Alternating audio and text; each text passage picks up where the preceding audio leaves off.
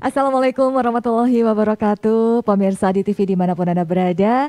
Senang sekali pada hari ini saya Erina Kusulita bisa kembali menjumpai Anda dalam satu program yang insya Allah bisa mengasah iman Islam kita, yaitu Jendela Hati.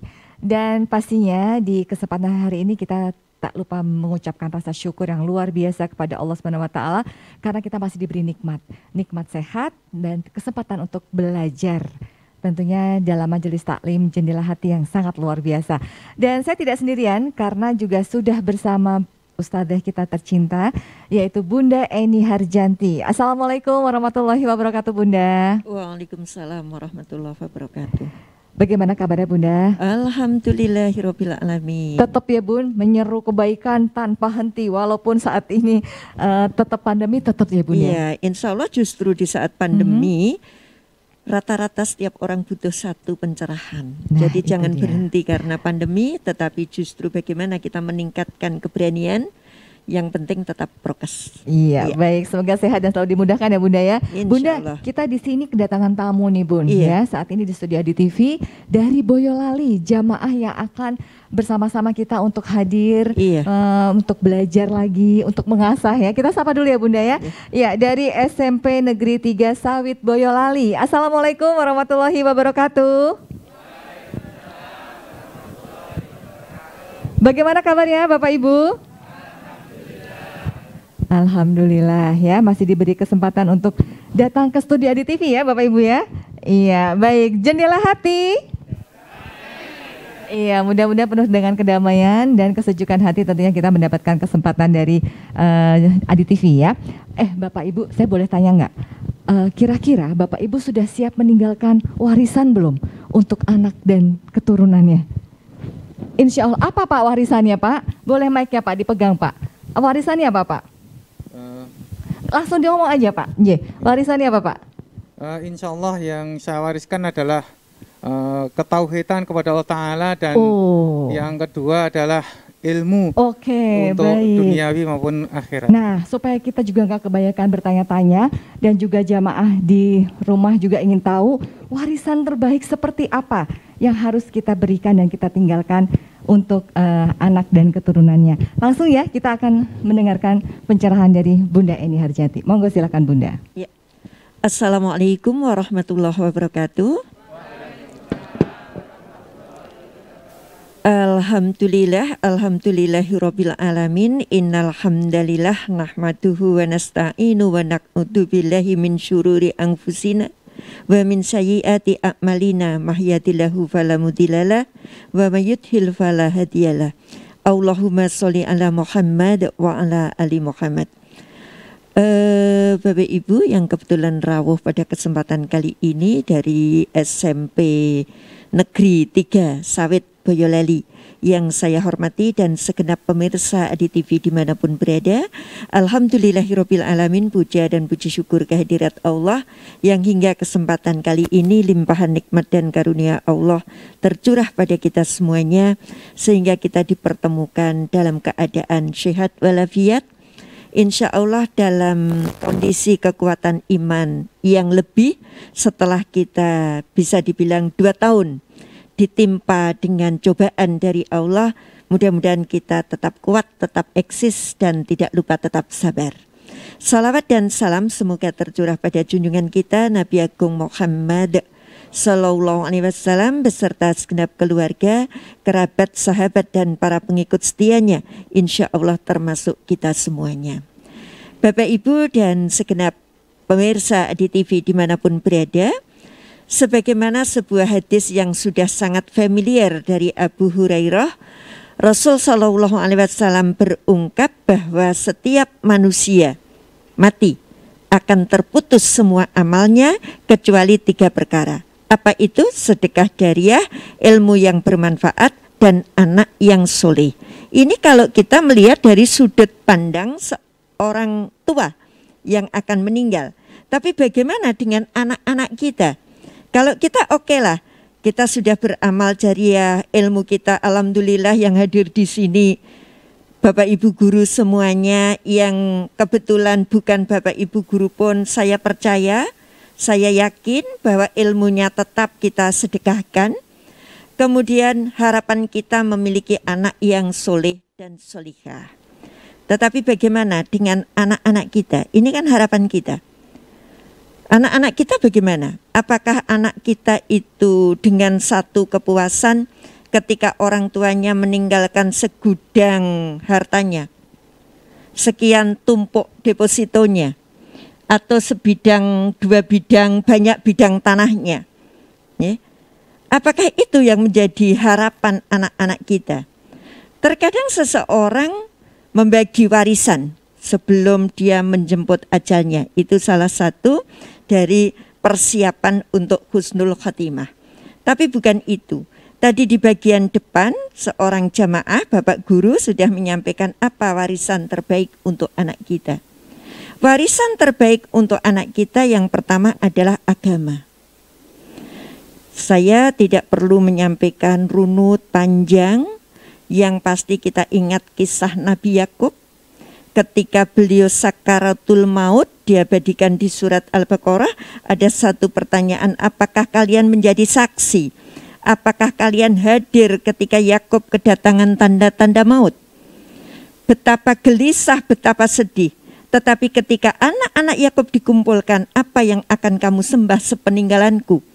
Dan anak-anaknya menjawab, aku akan nyembah Tuhan yang esa, Tuhannya Bapak, Tuhannya Ibrahim, Tuhannya Iska, Tuhannya Ismail, yaitu Allah Dat yang Maha Esa. Maka kalau tadi dijawab bahwa ketauhidan merupakan warisan terbaik, warisan terindah, ada satu pertanyaan, mengapa agama menjadi warisan terbaik untuk anak-anak kita? Bapak Ibu, dengan agama insya Allah anak akan lurus jalannya. Dengan agama akan kuat bentengnya. Dengan anak memiliki agama akan tinggi toleransinya. Akan tumbuh rasa saling menyayangi dan menghargai satu dengan yang lain. Ini semua kuncinya di agama. Kalau anak itu memiliki agama, bentengnya menjadi kuat. Jalannya lurus, toleransinya tinggi, tumbuh rasa saling menghargai dan menghormati satu dengan yang lain. Jadi kita tidak perlu terlalu khawatir ketika anak kita lulus SMP, mau SMA mana? SMP-nya Boyolali, berasal dari wilayah Boyolali sekitar. Tapi anaknya punya keinginan, aku mau SMA-nya di Jogja. Bahkan ada yang pengen lebih jauh dari Jogja. Kemudian seorang ayah, seorang ibu tidak salah ketika ada rasa was-was. Bagaimana aku melepas anakku jauh dari orang tua? Insya Allah rasa was-was ini akan diminimalisir, syukur bisa hilang. Ketika kita tahu persis anak memiliki ilmu agama yang luas. Tetapi sekali lagi juga saya aturkan bahwa agama bukan doktrin. Tidak sekedar kita ilmu, karena agama bukan apalan tetapi amal. Jadi bukan agama apal, tapi agama amal. Barangkali rawuh Bapak Ibu guru agama, anak yang memiliki nilai 10 dalam agama belum tentu sholatnya tertib di rumah. Karena agama bisa diapalke. Nah, bacaan sholat apa saja, dia dites, nilainya bagus. Tapi dia tidak mengamalkan di rumah. Nah, kita harusnya tidak cukup di situ. Karena agama kita sekali lagi bukan agama apal, tetapi agama amal. Jadi tidak berhenti di apalke, tetapi harus diamalkan. Bapak Ibu yang saya hormati, ketika ketauhidan sudah terbentuk, kita yakin bahwa rukun iman itu kan tidak hanya iman kepada Allah. Tauhid kita terbentuk iman kepada Allah. Tapi bagaimana kalau dia tidak beriman kepada malaikat? Dia tidak menyadari bahwa setiap gerak dan langkahnya itu disuting. Seperti Bapak Ibu sekarang. Ya. Besok kalau Bapak Ibu mirsani gitu, oh aku kayak gitu, ternyata kemarin lupa. Ya, terlena. Saya kadang menegur ya kalau ada hidangan, hati-hati. Makan dengan tangan kiri, ternyata ketika kita nonton kita sendiri kita akan tertawa, lah ini Pak Guru kok gitu deh. Jadi sekarang coba kita nyadari di syuting. Ini sebuah terapi ketika kita menyadari bahwa malaikat itu menyuting kita semuanya. Maka yang perlu kita tanamkan pada diri anak, selain ketauhidan kepada Allah, dia sadar betul kalau tingkah lakunya, gerak-geriknya itu disuting oleh malaikat. Ada saatnya nanti akan diputar. Kemudian kita menjadi penonton-penonton yang akan menyesali pola tingkah kita yang kurang pas. Ini disadarkan pada anak. Ketika kita mewariskan agama, kita menyadarkan bagaimana anak itu beriman kepada kitab. Yang di dalam kitab itu Rasul menjanjikan tidak akan tersesat jika berpegang teguh kepada Quran dan hadis. Artinya apa? Ketika Al-Quran berfungsi sebagai huda linas, ketika berfungsi sebagai Al-Furqan, dia pembeda dan petunjuk, maka siapapun yang berpegang teguh dia insya Allah akan memperoleh petunjuk sekaligus mampu membedakan yang baik dan yang buruk. Ini kalau saya baru menyitir 3 saja, pada rukun iman itu kan ada 6. Atau bagaimana seorang anak kemudian mengidolakan Rasul Shallallahu Alaihi Wasallam?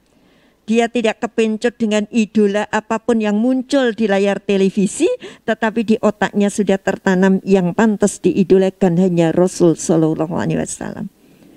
Belum percaya pada yang lain. Maka nyuwun sewu, nomor 1 warisan terbesar adalah agama.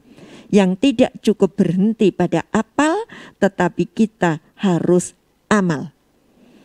Maka tolok ukurnya, indikatornya, Bapak Ibu yang ngajar, jadi saya ngomong indikatornya, itu bukan hanya sekedar mampu menyebutkan rukun iman, tetapi bagaimana rukun iman menjadi jiwa dalam kehidupan setiap anak. Barangkali ada nilai plus. Saya pernah matur di sebuah sekolah lewat AdiTV. Ayo kita beri reward, kita beri hadiah. Tidak hanya yang juara yang nilainya bagus, tapi kita amati siapa anak yang ketika adzan berkumandang melayu dhisik ning masjidnya sekolah, gaweane guru agama. Kalau ada Bapak Ibu yang kebetulan guru di agama lain, coba putra-putri panjenengan itu yang agamanya sama dengan panjenengan melaksanakan ibadah dengan baik, beri itu hadiah. Jadi tidak sekedar yang juara matematika, yang juara IPA, tetapi bagaimana anak paling sopan di antara yang lain di sekolah. Bagaimana anak yang mampu menjalankan ibadah dengan baik sesuai agama masing-masing di sekolah. Ini akan menjadi luar biasa. Walaupun anak-anak pada awalnya mungkin hanya karena takut atau hanya karena nilai, tapi saya yakin selebihnya akan kita ikuti sebentar lagi. Nah itu ya, jadi ternyata langsung pada bertanya-tanya loh Bun, dari wajahnya ini langsung sudah berpikir, wah jangan-jangan kita salah ngasih reward ya. Baik, kita masih akan bicara lagi dan lanjutkan lagi tentang warisan berikutnya, jadi pastikan tetap bersama kami hanya di Jendela Hati.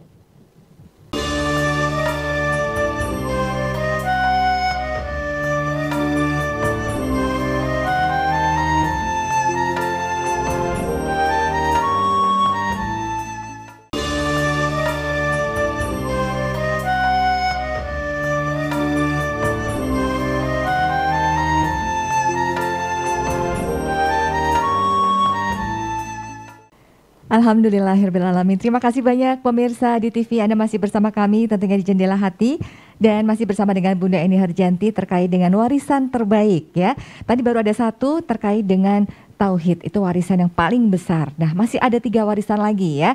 Apakah kita sudah menyiapkan semuanya? Oke, nanti kita akan merenung bersama-sama. Tapi sebelumnya saya juga ingin menyapa ini Bapak Ibu jamaah dari SMP Negeri 3 Sawit Boyolali yang sudah hadir di studio AdiTV ya. Oke, Jendela Hati. Iya, baik. Kita lanjutkan lagi ya Bu ya. Iya, penasaran kan? Yang kedua apa? Bunda, monggo Bunda, lanjut Bunda. Iya, Mbak Erina dan jamaah semuanya berulang kali menyebutkan SMP Negeri 3 Sawit ini akan menginspirasi sekolah-sekolah yang lain untuk betul. Mengkaji bersama, untuk duduk bersama. Sekali tempo anak-anak bisa ngerti juga, yuk anak-anak yang dibawa ke studio gitu betul, ya. Jadi anak-anak bisa ngerti oh cara kerja di studio itu kayak itu gitu. Ada anak kadang-kadang melihat ada tokoh film kebanting gitu, dia ikut banting gitu, dia nggak ngerti proses syutingnya gitu ya. Jadi sekali tempo untuk pembelajaran boleh. Ini juga warisan ya Bun? Iya warisan gitu, juga warisan ya. ilmu gitu. Jadi jangan salah, makanya kalau nonton itu kadang jangan meniru kalau tidak ahli gitu itu. Kalau lihat proses syutingnya kan beda lagi, tapi ini proses syuting Jendela Hati. Oke Mbak Erina dan segenap jamaah serta pemirsa Adi TV. Warisan yang kedua adalah pendidikan umum. Kalau anak itu kuat agamanya, akan kuat bentengnya, akan lurus jalannya, akan saling menyayangi, memiliki toleransi tinggi, maka dengan pendidikan secara umum, anak akan diketahui memiliki keistimewaan sendiri di bidangnya yang mungkin kurang mampu dideteksi, diketahui oleh orang tua. Sehingga terkadang orang tua memberikan arahan, memberikan saran itu keliru, seakan-akan memaksa anak untuk melakukan sesuatu. Tapi dengan memberikan pendidikan, kita akan tahu persis potensi yang dimiliki oleh seorang anak. Bapak Ibu, bagaimana kita tahu anak kita pandai matematika kalau tidak pernah kita sekolahkan dan di situ ada pelajaran matematika? Bagaimana kita tahu anak kita pintar dalam sejarah kalau kita tidak menyekolahkan anak yang kebetulan di situ diajarkan sejarah? Orang tua hanya mengerti anakku pintar nyapu, anakku pintar asah-asah. Ada potensi-potensi dalam diri yang tidak mampu digali karena kita tidak memasukkannya di pendidikan. Oleh karena itu, warisan yang kedua adalah pendidikan. Hal ini sangat ditekankan sebagaimana yang diungkapkan oleh Umar bin Abdul Aziz. Man arada dunya fa'alaihi bi'ilmu. Kalau kamu ingin sukses di dunia, kalau kamu ingin bahagia di dunia, maka milikilah ilmu. Saya bilang, orang yang tidak punya ilmu itu ya sampai pada keinginan, tapi lambat atau potensi melakukan kesalahan. Kalau saya mencontohkan, orang yang menggunakan HP, tahu tentang ilmu HP dan waton tombol-tombol, itu pun hasilnya berbeda. Yang waton tombol-tombol ini ya muni, ya nyambung, tapi bisa jadi HP-nya cepat rusak. Beda dengan orang yang mengetahui secara benar. Maka disampaikan bahwa kalau kamu ingin bahagia di dunia, maka milikilah ilmu. Waman aradal akhirah fa'alaihi bi ilmu. Dan kalau kamu pengen bahagia di akhirat, miliki juga ilmu. Bagaimana kita merasa sholat yang selalu salah? Tanpa ilmu. Bagaimana kita mencoba melakukan amal ibadah kalau kita nggak punya ilmu? Kita akan salah. Maka di dalam surat Al-Isra itu disampaikan janganlah kamu lasaika bihi ilmu, janganlah kamu mengikuti kecuali dengan dasar ilmu pengetahuan. Kalau nggak punya ilmu pengetahuan tidak usah ikut-ikut, akan banyak terjerumusnya, akan banyak salahnya. Coba Ibu, kita minum obat tanpa ilmu. Berapa dosis yang kita makan? Bisa jadi kurang, bisa jadi lebih. Bagian berikutnya waman aradahuma fa'alaihi bi ilmu. Dan kalau kamu pengen bahagia dunia serta akhirat, milikilah ilmu. Maka tidak salah kalau ada istilah orang tua diwangi adol sawah nggo sekolah. Orang tua itu memiliki apapun dikorbankan demi pendidikan anak-anaknya.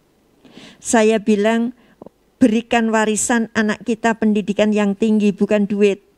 Karena duit itu semakin hari semakin habis, kalau ilmu semakin hari semakin bertambah. Jadi warisan duit tanpa didasari ilmu akan menjadi fitnah. Tapi warisan ilmu insya Allah bisa mencari duit. Ini monggo. Jadi kita berikan warisan kepada anak-anak kita berupa agama dan berupa ilmu pengetahuan. Biarkan mereka cari sendiri. Kalau ada seseorang punya sebidang sawah, dia akan berpikir tak delenggu nyekolahke apa tak tinggal ke sawah. Sebaiknya dijual untuk menyekolahkan.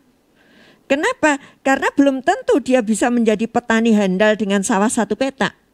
Tapi ketika anak memiliki ilmu pengetahuan, bisa jadi anak itu akan memiliki wawasan-wawasan yang lebih luas sehingga bisa mencari nafkah dengan sendirinya.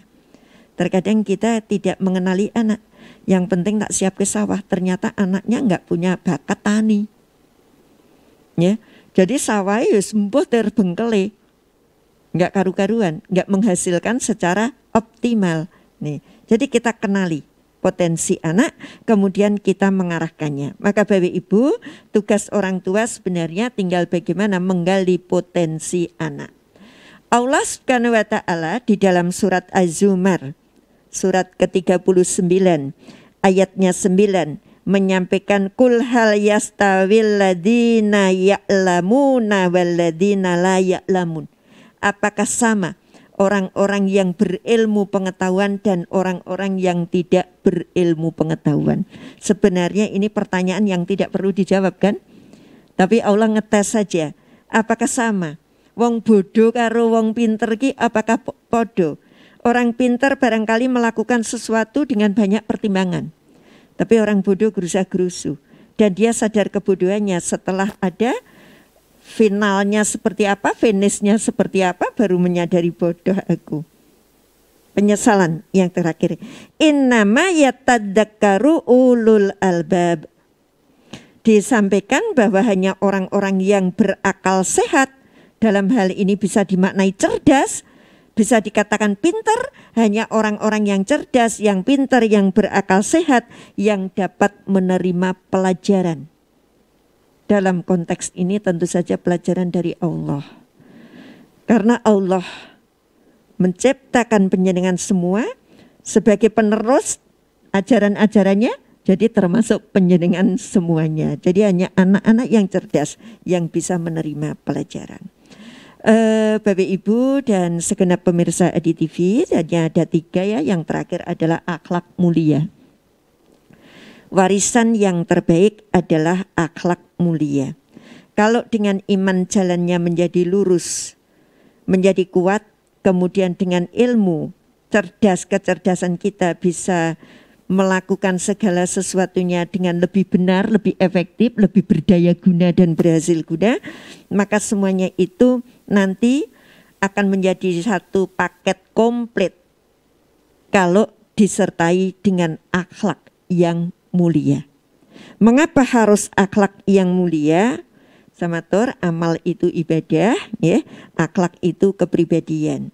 Ada satu hadis yang disampaikan, inna min khiyarikum ahsanukum akhlaq. Sesungguhnya orang yang terbaik di antara kalian adalah orang yang paling baik akhlaknya. Bukhari Muslim.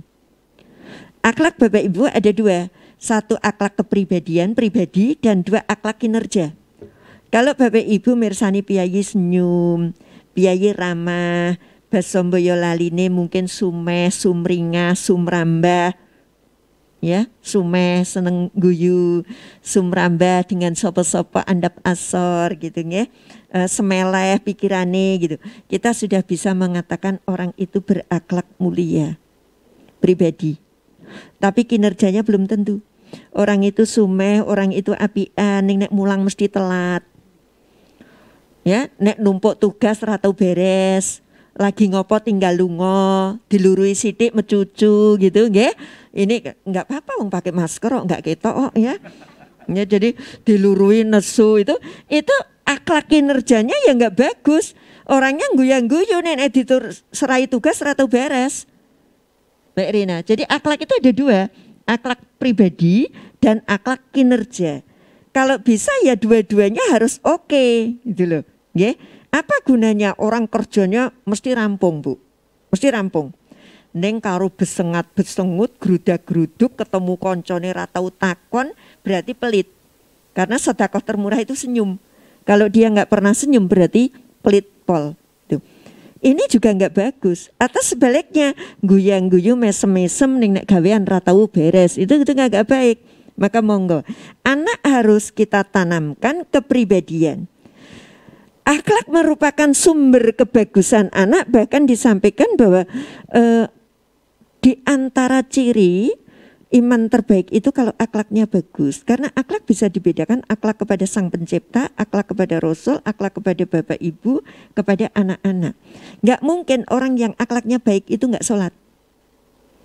Orang yang akhlaknya baik harus sholat. Karena akhlak pada Allah adalah tahu berterima kasih dan tahu bersyukur pada Allah yang telah memberikan segala kecukupan. Kalau ada orang nggak sholat, kalau kita bilang akhlaknya bagus, salah. Dia mungkin bagus dengan akhlak sesama manusia, tapi ternyata dia tidak bagus akhlaknya kepada Allah. Ada orang yang lebih percaya pada orang-orang yang nggak begitu waras dibanding dengan Kanjeng Nabi. Itu akhlaknya juga nggak bagus. Akhlak kepada siapa? Akhlak kepada Rasul. Bagaimana akhlak dengan penjenengan? Artinya kebagusan dan kemuliaan akhlak akan menjadi kunci baik buruknya seseorang, insya Allah. Baik di bagian ketiga tadi, kalau kamu pengen baik dan bahagia dua-duanya, dunia akhirat. Oleh karena itu pesan, kok pesan ya kayaknya keduren ya, saya nyuwun saja, selipkan pendidikan dalam bidang apapun. Yang guru matematika kita bisa menyelipkan dalam matematika itu apalah ya. Yang IPA selipkan, ya apa selipkan akhlak. Kita nggak tahu lagi. Ketika anak SD, karena ini sudah SMP ya, anak SD diterangkan burung 5, terbang 2 masih berapa, kita bisa menerangkannya kalau ada 15 orang yang senyum 7, yang 5 besengut, nah, terus yang sering senyum dan besengut berapa, itu kan matematika. Ini misalnya. Atau ketika kita bahasa Indonesia dengan kalimat-kalimat, loh Bunda, itu kan sudah punya buku, sudah muatannya jelas gitu loh. Tapi kan tidak dalam waktu sekian menit itu harus ngomong kayak itu saja. Kita bisa menyelipkan. Kita latih tanggung jawab. Tidak dengan kalimat, jadilah kamu anak yang bertanggung jawab. Enggak. Kita tonton saja ketika habis pelajaran mau istirahat, anak itu dorong kursinya apa enggak. Ketika anak itu mungkin ngorek-orek gelembusa apa enggak, itu kan bentuk tanggung jawab. Jadi enggak perlu dengan kata jadilah kamu bertanggung jawab, tapi kita bisa ngelihat mana yang bertanggung jawab. Dek, kamu hebat, kamu tanggung jawab banget. Emang saya ngelakuin apa Bu? Kamu ngelempar bola, kamu mengambilnya, berarti kamu tanggung jawab. Kalau kamu enggak tanggung jawab, ya jendela hati belum selesai tinggal pergi, itu tidak bertanggung jawab itu ya. Ya, jadi ternyata ada 3 nih Bunda warisannya dari tauhid, pendidikan atau ilmu, dan juga akhlak yang mulia. Ini adalah kaitannya yang real dalam kehidupan sehari-hari. Baik, kita akan melanjutkan kembali warisan yang terbaik. Jadi untuk jamaah di studio tetap semangat ya, dan juga untuk jamaah di rumah tetaplah bersama kami di Jendela Hati.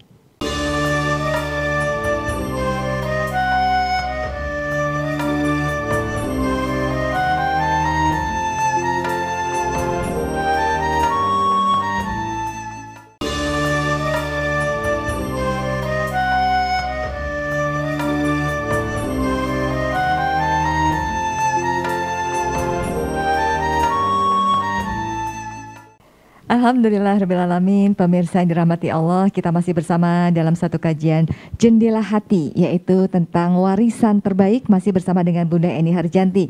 Dan pastinya juga di studio sudah ada jamaah dari SMP Negeri 3 Sawit Boyolali. Jendela Hati. Iya, gimana Bu? Tadi sudah ada 3 poin ya warisan. Masih ingat Bu yang pertama apa Bu? Agama. Yang kedua? Pendidikan atau ilmu. Yang ketiga? Akhlak, ya. Ada yang dirasa ganjil nggak, mau ditanyain nggak ini? Ada, kita tanya jawab ya Bunda ya. Oke, iya, baik, silahkan. Assalamualaikum warahmatullahi wabarakatuh. Sharing Bunda. Iya, monggo. Saya Fakhrudin dari SMP Negeri 3 Sawit Boyolali. Mohon derek pirsa. Iya. Tadi terkait dengan materi yang sangat menarik sebagai refleksi, kami mau menanyakan tentang bagaimana cara mengkondisikan atau mewujudkan benang merah hidup dan kehidupan antara orang tua dan anak sehingga keduanya mampu berempati, bisa melakukan pewarisan tersebut, sehingga dalam rumah tangga itu juga mencapai baitil jannah, bisa istiqomah, terus husnul khotimah, dan akhirnya salamatan di dunia wal akhirat. Terima kasih Bunda. Ya, terima kasih banyak Pak Farudin ya. Pertanyaannya bagus sekali nih Bunda ya. Iya, kita pertanyaannya gampang, jawabannya susah ya, PR buat Bunda. Kita langsung jawab apa? Satu lagi siapa tahu ada korelasi antara penanya ada satu lagi dan dua. yang mungkin dari silahkan Ibu, dengan Ibu siapa? Sharing Bunda. Monggo. Saya Winarti Rahayu dari SMP Negeri 3 Sawit, ingin bertanya, kiat atau doa apa yang bisa kita amalkan agar anak-anak kita itu mudah untuk diatur, taat kepada apa yang kita inginkan. Terima kasih. Iya, terima kasih banyak Ibu Winarti. Baik, ada Pak Fahrudin dan ada Ibu Winarti. Monggo Bunda. Dua penanya, sebenarnya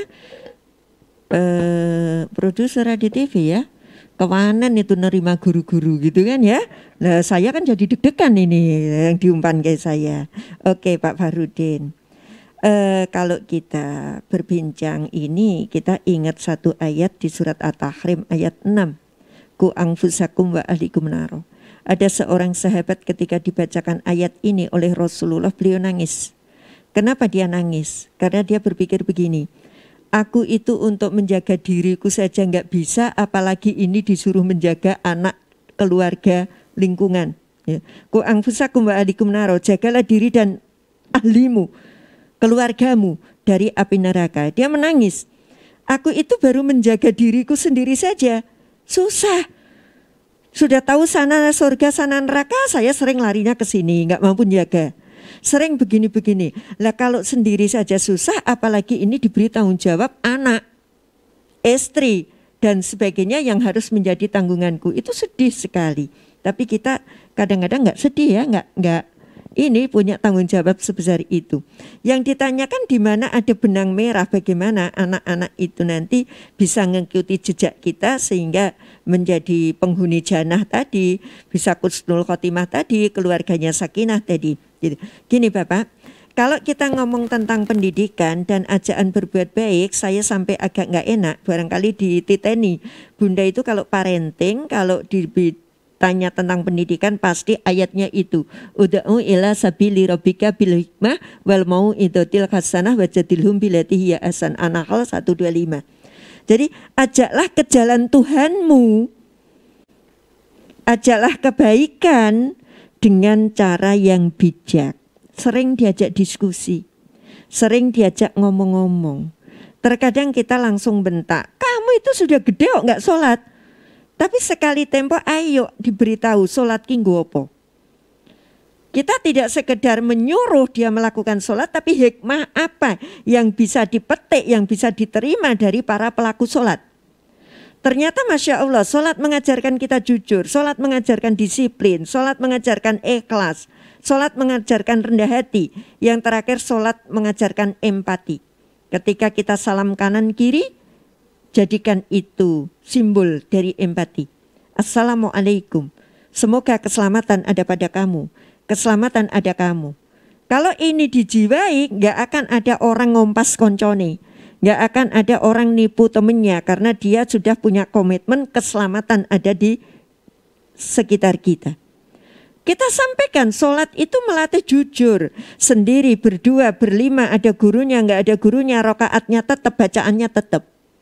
Bapak Ibu, pernah ketika penyenangan sholat sendiri, sujudnya diambil satu saja? Biar cepat gitu kan? Ya, aku gak baca ini juga gak apa-apa, gak ada yang ngerti kok. Enggak. Tapi dengan satu kesadaran penuh bahwa kita dilihat oleh Allah. Bahkan rukunnya terakhir tertib bunyinya. Harus tertib. Ini mengajarkan dalam sholat ada kejujuran, ada kedisiplinan. Ada ikhlas. Bapak Ibu sholat gak ada yang bayar. Tapi kenapa ketika tidak melakukan ada gelo? Ada rasa nyesel, kecewa. Masya Allah aku ke Belandang, aku gak tahajud. Siapa yang bayar? Nggak ada. Tapi dengan sholat mengajarkan keikhlasan. Yuk anak kita diajak ngobrol-ngobrol. Dek, kamu sholat. Karena dalam sholat itu ada gini. Kalau kamu nggak percaya, sekali tempo, pas kamu gelisah, pas kamu ini, kamu wudhulah, kamu sholat, apa yang kamu rasakan? Bil hikmah, wal mau'izatil hasanah. Coba dengan contoh yang baik, karena deretan kata-kata indah masih kalah dengan satu buah contoh yang mudah diikuti dan dipahami. Udah, kita bilang kamu itu begini, tapi bapak ibunya nggak ngelakoni. Ada satu pertanyaan. Di mana-mana ini parenting. Kemarin saya juga dari sebuah SMP gitu. Bunda, apa sih yang bisa menahan anak untuk tidak selalu bermain HP? Saya bilang, bapak ibunya belajar menahan diri tidak main HP. Sudah, bagaimana anaknya kita larang kamu jangan pegang HP toh sementara ibunya ngarepe dolanan HP. Ayah bisa menyuruh anak nggak mainan HP. Ternyata ayahnya sudah sampai jam 12 malam masih berkutat dengan HP. Bukan bapak ibu, contoh yang baik. Maka saya katakan anak itu nggak usah disuruh sholat. Tapi diajak sholat. Apa bedanya? Disuruh itu pelakunya anak. Tapi diajak berarti pelakunya ibu, bapak, dan anak. Nggak usah disuruh. Dek kamu itu loh baca Quran tiap sore. Nggak usah. Tapi bapak ibu buka Quran, ayo dek bareng-bareng ibu di semak. Jadi yang di semak ibu enggak terbalian, emangnya tak semak. Ini, ud'u ila sabili rabbika bil hikmah wal mau'izatil hasanah wajadilhum billati hiya ahsan. Kalau terjadi agak silang pendapat, coba duduklah. Dari hati ke hati kita cari solusi yang terbaik. Kenapa toh? Adik kok nek ning omah uring-uringan. Lah iyalah, karena ibu bapak begini, yuk selesaikan. Di sini akan muncul sakinah. Kalau sudah ada ketentraman, ada rasa saling menghargai, nanti ada pintu jannah sendiri, ini sendiri akan ada. Jadi nyuwun sewu, benang merahnya di situ antara bagaimana kita punya waktu berapa detik, berapa menit untuk anak-anak kita. Sering kali saya sampaikan bahwa tepukan pundak bapak ibu untuk anaknya jauh lebih berarti daripada deretan kata-kata. Yuk sekali-kali anak itu dipok-pok pundak, adik saiki segede nggak kroso, berarti sudah balik loh dek, wajib loh sholat, kalau nggak sholat sudah dosa loh. Begitu. Kita menjadi orang yang nyuwun sewu ngelarang anak ngerokok, ya kita sampaikan apa manfaat rokok, apa madorotnya, dan kita harus mampu menahan diri sebisa mungkin di depan anak itu nggak ngerokok. Bukan malah di depan anak paspus kayak ahli hisab, tapi anaknya dilarang. Ibunya di belakang malah dek ibu antar ke pasar nanti tak upai. Enggak tuku rokok. Nah ini kan tidak ada kesinambungan yang pas. Barangkali begitu. Saya lebih senang kalau punya nggak puas, jadi kapan-kapan ngaji lagi di Jendela Hati. Kalau puas kan nggak ikut lagi kan? Iya. Pertanyaan yang Ibu Winarti. Apa tadi? Kiat atau doa apa yang bisa diamalkan? Doa banyak bu. Doanya Nabi Ibrahim ada ya. Rabbana hab lana min azwajina wa dzurriyyatina qurrata a'yun waj'alna lil muttaqina imama. Ya Allah ya Rabb, karuniakanlah kepada kami pendamping hidup dan anak keturunan kami. Artinya bukan wis duwe pendamping hidup, jaluk pendamping hidup enggak. Tapi pendamping hidupnya itu kesolehannya semakin bertambah. Yang menenteramkan batin kami, yang menyejukkan mata kami. Jadikanlah mereka pemimpin. Enggak cukup, tapi pakai pemimpin bagi orang yang bertakwa. Bayangkan kalau yang dipimpin itu saja kita minta yang bertakwa, berarti yang mimpin jauh lebih bertakwa. Kita doa Rabbi habli minas sholihin. Ya Allah, kula nyuwun anak yang soleh, yang jangan lupa habis sholat. Rabbi ja'alni muqimmas shalah wa min dzurriyyati Rabbana wa taqabbal doa. Ya Allah, kula nyuwun energi, nyuwun kekuatan, nyuwun daya untuk menegakkan sholat, demikian juga anak keturunan kami. Kenapa saya bilang anak keturunan kami harus menjadi pelaku-pelaku sholat yang handal, pelaku sholat yang hebat? Karena dengan sholat sudah tercover semua kebutuhan. Bagaimana kita menjadi miskin kalau dalam satu hari kita berkata warzuqni sekian kali? Bagaimana jalan kita akan menjadi bengkok-bengkok kalau dalam satu hari minim 17 kali kita berkata ihdinas syiratal mustaqim? Ibu, Bagaimana kita dilecehkan, kita minta kedudukan yang tinggi, semua sudah ada. Rabbi firli warhamni wajburni wadini waryukni, udah semuanya tercover di situ. Maka doanya sebenarnya ada di dalam sholat itu. Tidak usah, ya Allah beri anakku rezeki. Oke, tapi nomor siji, anakku menjadi penegak sholat. Bahkan ketika putra-putra penjaringan itu sudah wayai nyambut gawe, saya berdoanya, ya Allah karuniakanlah pekerjaan untuk anakku yang mampu mendekatkan dirinya kepadamu. Karena banyak sekali orang diberi pekerjaan banyak, saking sibuknya kerja nggak sholat. Saking sibuknya kerja lupa ngaji. Tapi bagaimana pekerjaan ini menjadi energi untuk beramal soleh. Kayak yang saya sampaikan tadi. Rabbana hablana, ya Allah karuniakanlah kepada kami pendamping hidup dan anak keturunan kami. Tuhan. Jadi anaknya bisa menjadi anak yang lebih dari ini. Atau doa syukur kita, Rabbi auzikni an askura nikmataka allati an'amta alayya wa ala walidayya wa an amalan sholihan tardahu wa aslih li fi dzurriyyati inni tubtu ilaika wa inni minal muslimin. Ya Allah, ilhamkanlah kepada hati kami untuk mensyukuri nikmat-Mu dan mensyukuri nikmat yang Kau berikan kepada orang tuaku. Ini bentuk terima kasih kita pada orang tua kita. Penjaringan bisa lenggah di sini menjadi guru itu karena upaya orang tua. Saya bisa ngomong seperti ini karena ibu saya dulu selalu ngajari saya ngomong. Saya bisa jalan karena ibu saya menetah melatih saya. Jadi syukurnya termasuk itu. Ya, dan jadikanlah karuniamu itu energi untuk beramal soleh. Ya Allah perbaguskanlah anak keturunan kami. Jadi monggo anaknya didongake etuk gawean ning sing dengan gawean itu bisa mendekatkan diri kepada Allah. Boleh enggak doa minta gawean? Boleh. Boleh enggak minta jodoh? Itu wis digaris. Iya, bukankah saya merendahkan doa, tapi njaluk ranjaluk Allah itu sebenarnya sudah menentukan siapa jodoh. Tapi doa dan ikhtiar itu menjadi satu kewajiban. Gitu nggih. Sekali lagi sama, mudah-mudahan nggak puas. Ya, baik. Terima kasih ya Pak Fakhrudin dan juga Ibu Winarti. Ya, Bunda, mungkin ada juga nih yang sudah siap untuk bertanya. Tapi kayaknya kita harus jeda dulu. Karena nanti setelah jeda berikut ini kita akan kembali membuka interaktif dengan jamaah yang ada di studio ya. Baik, untuk Anda pemirsa di TV, tetaplah bersama kami hanya di Jendela Hati.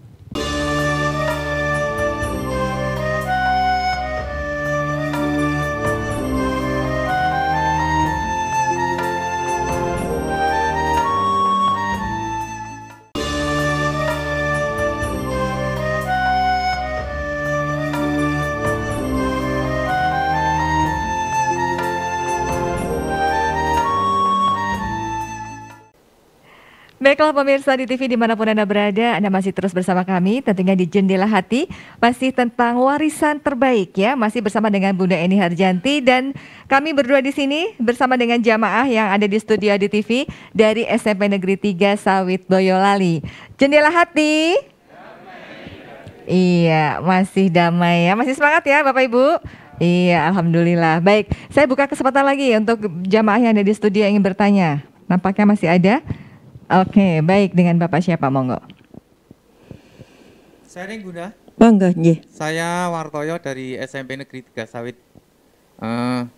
Saya pernah mendengar sebuah ayat atau mungkin hadis yang mengatakan, janganlah kau tinggalkan keturunanmu dalam keadaan lemah. Yang ingin saya tanyakan adalah lemah di sini yang dimaksud lemah yang bagaimana? Terima kasih Bunda. Iya. Baik, terima kasih Pak Wartoyo. Baik, bagus pertanyaannya. Tadi sudah dengan Cung juga, ya monggo silahkan Ibu. Sharing Bunda, saya Fatimah Zuhro dari SMP Negeri 3 Sawit Boyolali. Mohon bertanya Bunda, apa peran dan tanggung jawab Ibu dalam hal pendidikan anak, mengingat Ibu adalah Madrasatul Ula. Terima kasih. Oke, terima kasih Bu Fatimah dan juga Pak Wartoyo ya. Monggo Bunda silahkan. Iya, dari tadi tuh tanyanya ngetes saya. Iya. Bunda dapat ujian ini ya. Dapat ujian. Tapi lulus Pak kok, Wartoyo, Pak Guru, nggih, di surat An-Nisa ayat 9 wal yahsaladina lautarohu min khalfihim dzurriatan di'afa khaufu alaihim dan seterusnya. Dan hendaklah kamu takut jika meninggalkan di belakang kamu anak-anak yang lemah, yang kamu khawatir akan kesejahteraannya. Jadi Allah itu memberikan semacam larangan tapi agak halus. Dengan bahasa sawitnya mungkin ojo mati sik nek anakmu wirung kuat gitu loh. Kalau bahasa simpelnya ya, janganlah kamu, hendaklah kamu takut meninggalkan anak-anak yang lemah. Jadi saya balik bahasa simpelnya ojo mati sik nek anakmu rung kuat. Tapi kita nggak ngerti kapan le mati. Iya kan?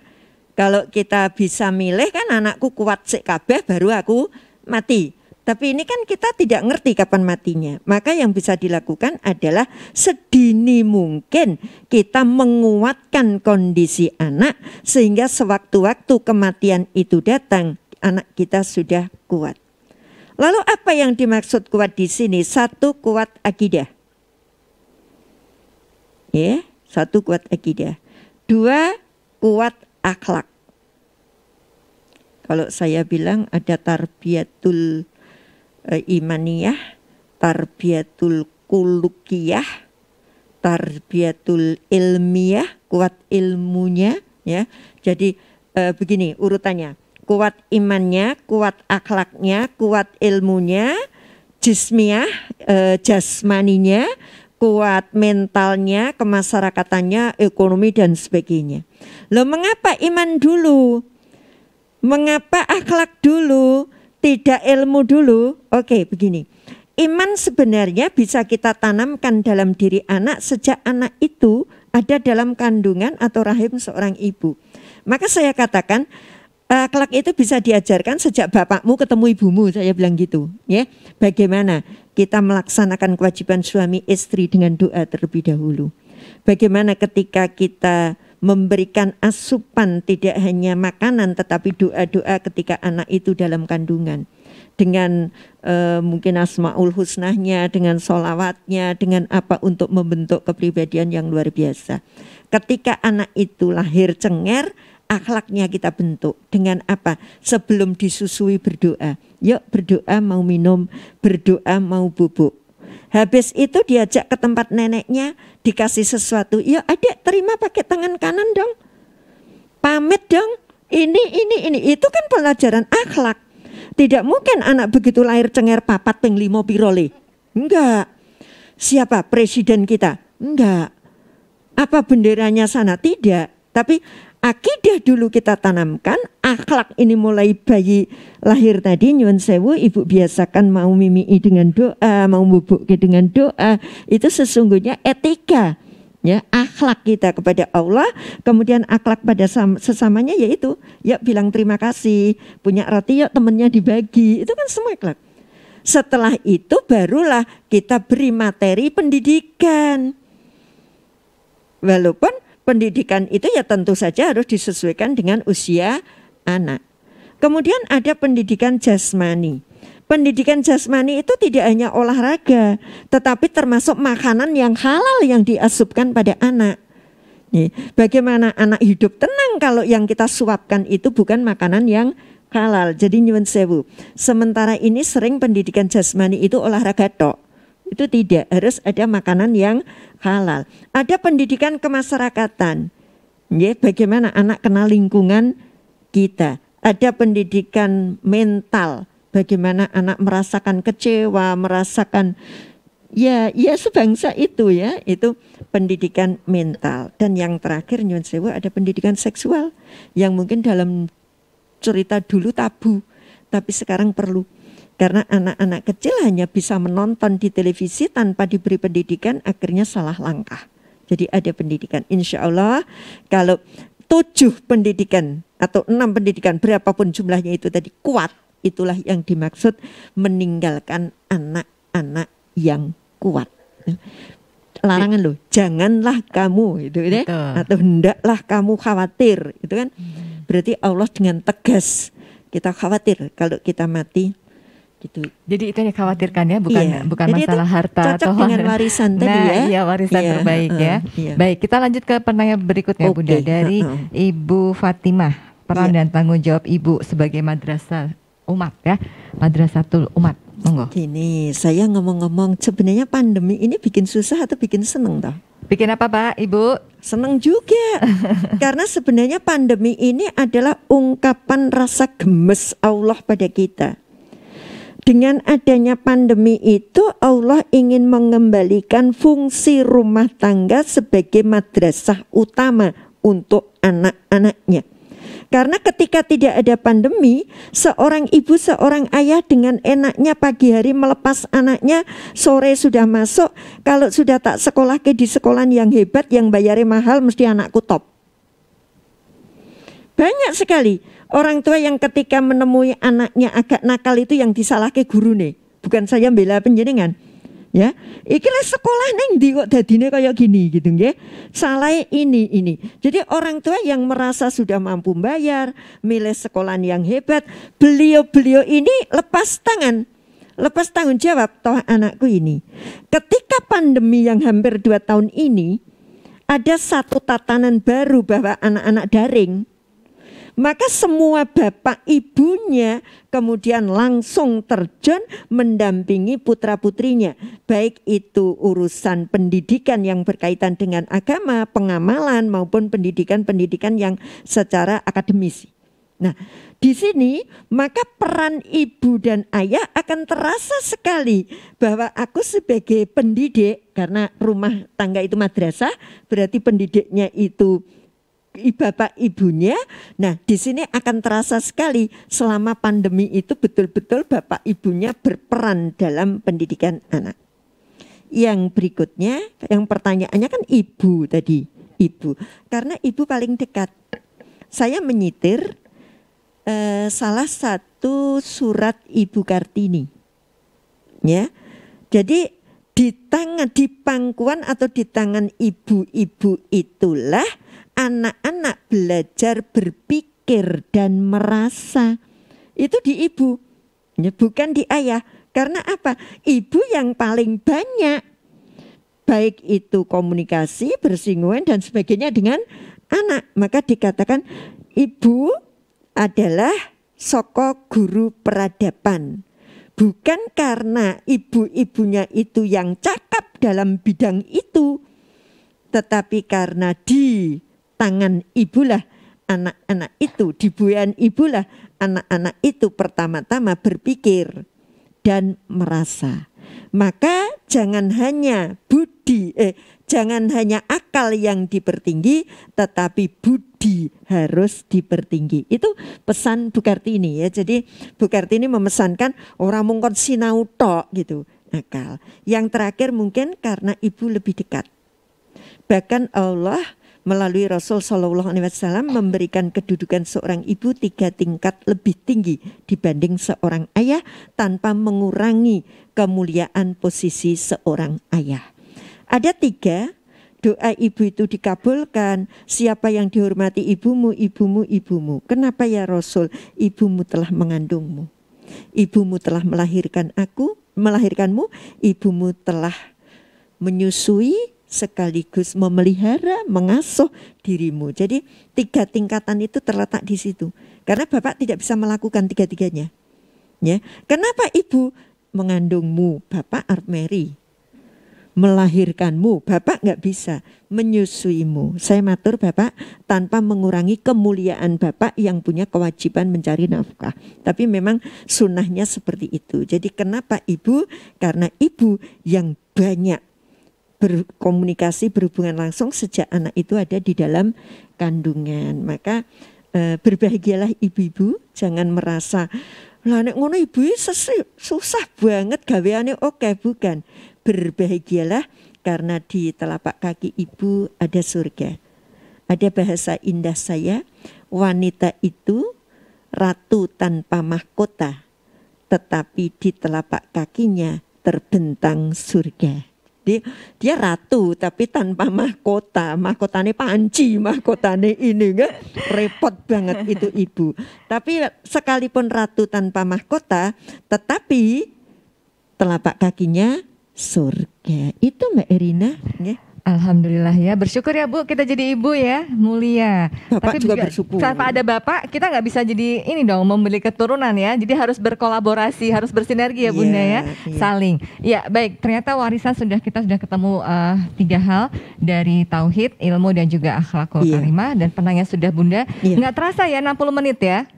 Mau lagi Bu? Iya, besok hadir lagi di sini ya. Jadi jamaah di jendela hati ya. Iya, Bunda mungkin sebagai closing statement Bunda. Iya, yang pasti mumpung ingat dijadwalkan lagi tapi dengan muridnya. Oh iya, jadi PR Bu. Murid kelas berapa gitu supaya ngerti, atau pengurus OSIS-nya aja dulu gitu, biar ngerti itu. Jadi memang jendela hati. Ya, damai buat semuanya gitu ya Bunda ya. Ya, closingnya sederhana saja. Bapak Ibu jangan terlalu kepikir berpenggalih tidak bisa memberi warisan secara materi, walaupun itu penting ya. Jadi tetapi berikanlah warisan itu tadi. Nah, Bapak Ibu kebetulan sebagai guru memiliki pewaris, menjadi pewaris ya. Bapak Ibu itu menjadi pewaris yang luar biasa, pewaris ketauhidan, pewaris ilmu, pewaris akhlak yang bisa diberikan tidak hanya kepada putra putri kandung panjenengan, tetapi kepada seluruh anak didiknya. Maka saya matur nyuwun, bukan nyuruh, nyuwun, selipkan masalah akidah, selipkan masalah akhlak di dalam mata pelajaran panjenengan semuanya, karena panjenengan adalah pewaris-pewaris yang hebat. Terima kasih, dari saya cukup itu, mohon maaf atas segala kesalahan. Billahi taufik wal hidayah. Assalamualaikum warahmatullahi wabarakatuh. Waalaikumsalam warahmatullahi wabarakatuh. Baik jamaah di studio dan juga pemirsa, terima kasih banyak sudah menyimak Jendela Hati kali ini. Dan mari sama-sama kita akhiri dengan doa kafaratul majelis. Subhanakallahumma wa bihamdika asyhadu alla ilaha illa anta astaghfiruka wa atubu ilaik. Alhamdulillahirabbil alamin. Ya, saya Erina Kusulita beserta seluruh kerabat yang bertugas kali ini di Jendela Hati, dan pastinya juga saya menghaturkan terima kasih banyak untuk SMP Negeri 3 Sawit Boyolali, dan pastinya kita akan menunggu jamaah-jamaah yang lain untuk bisa hadir di Jendela Hati. Terima kasih dan wassalamualaikum warahmatullahi wabarakatuh.